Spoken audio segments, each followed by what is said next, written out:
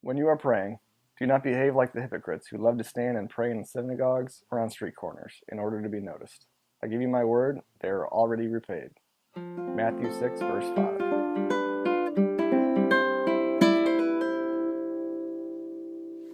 So what I want to talk about this week was something that gets tempers going a little bit. It's the issue of separation of church and state, which is something that is emotional for a lot of different people. And specifically, I want to talk about this past week's National Day of Prayer.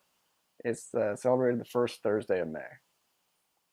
So let's take a look at what the National Day of Prayer just is in general. Congress made a law that said that every year the president should declare one day as an important day that everyone in the nation ought to set aside for praying. That's generally what it is. Even people that don't really like the idea of the separation of church and state, they agree that at least governments ought to stay out of the church. You know, we kind of quibble back and forth as to whether or not the church ought to participate in government, and we can get into that another day.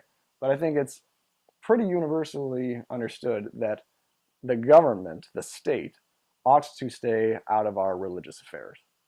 And establishing a National Day of Prayer is exactly that. It is elected officials choosing a day and telling the American population that this is when you should worship.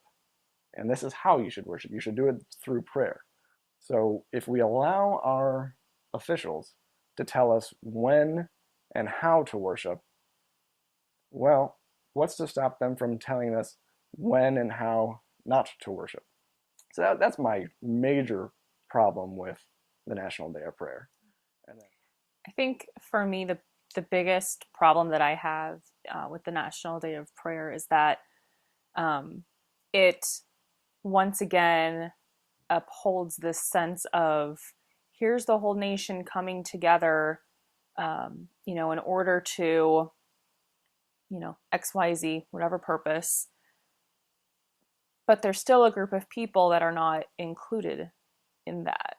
So it once again just sets up here's what it means to be really American and to join your fellow Americans, and undermines the fact that we're all different and we're a melting pot, and we should avoid things that divide. I mentioned before that I was raised as a Christian.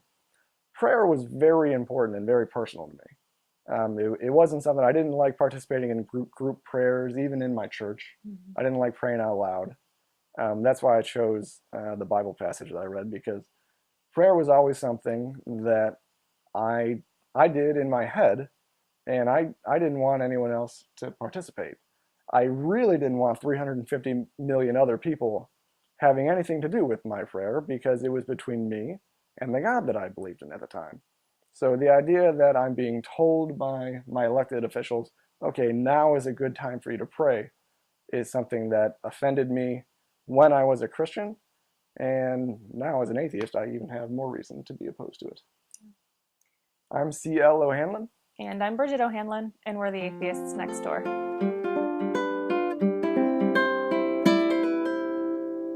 Oh, and P.S. We're having a baby.